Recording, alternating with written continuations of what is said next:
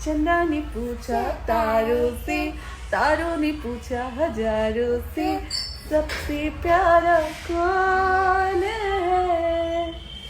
पापा, मेरे पापा।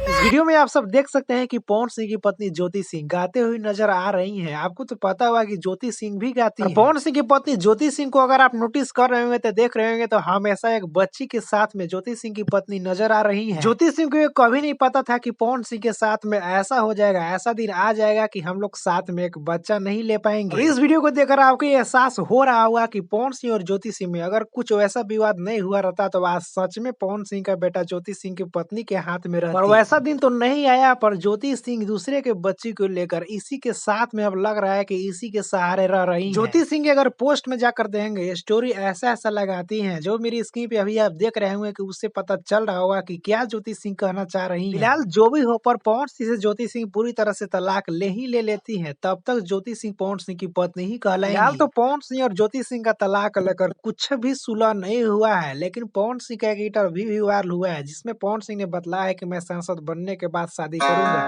जिस हिसाब से पवन सिंह बोले हैं उस हिसाब से तो नहीं लग रहा है कि ज्योति सिंह को पवन सिंह रखेंगे। अब बाद में ही पता चलेगा कि पवन सिंह क्या करते हैं, क्या सच में रखते हैं या फिर नया शादी करेंगे। आपको क्या कहना है नीचे कमेंट में बताइए। इस वीडियो को एक लाइक करें, लोगों तक ज्यादा शेयर करें, चैनल पर नया चैनल को सब्सक्राइब जरूर कर लें।